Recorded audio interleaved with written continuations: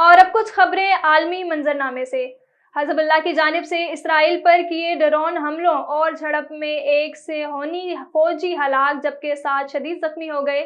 غیر ملکی media report کے مطابق حزب اللہ کی جانب سے شمالی اسرائیل میں قبضے حرفیش پر ڈرون داغے گئے جس کے نتیجے میں 7 فوجی شدید زخمی ہوئے، جن میں سے ایک کی حالت تشویشناک بتائی جا رہی ہے۔ سرحدی علاقے میں جھڑپوں کے دوران ایک صہیونی فوجی مارا گیا۔ کویت میں سابق وزیر سمیت 4 افراد کو رشوت لینے کے جرم میں 7 سال قید کی سزا سنا دی گئی۔ غیر ملکی میڈیا رپورٹ کے مطابق کویت کی عدالت نے سابق وزیر برائے سماجی امور مبارک العرو، وزارت سماجی امور کے سابق آپریٹو سوسائٹیز کی یونین کے سابق صدر اور ایک شہری کو مخصوص کمپنی سے رشوت وصول کر کے ٹھیکہ دینے کے جرم میں 7 سال قید کرنے کی سزا سنائی ہے۔ چین میں 5G موبائل صارفین کی تعداد 88 کروڑ 90 لاکھ تک پہنچ گئی۔ ملک میں 5G کی تعداد بھی 30 لاکھ سے زائد تجاوز کر گئی۔ 5G نئی معیار کی پیداواری قوتوں کی تشکیل میں تیزی لا رہی ہے۔ مزید تفصیلات A1 TV کے نمائندے شاہد افراز خان کی رپورٹ میں۔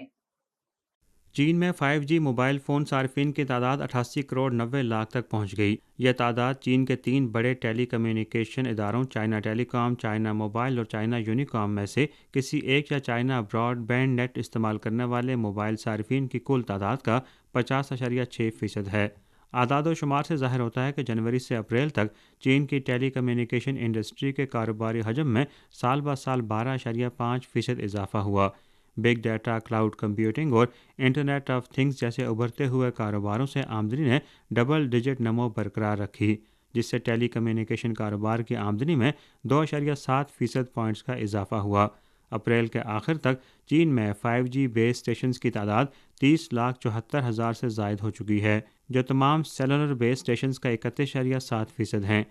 چین نے گزرتے وقت کے ساتھ 5G ٹیکنالوجی کو مزید وسعت دیتے ہوئے اس کا معاشی سماجی شعبے کی ترقی میں نمایاں پیمانے پر اطلاق کیا ہے، جس سے ملکی معیشت کے لیے بھی نمایاں ثمرات مسلسل برآمد ہو رہے ہیں۔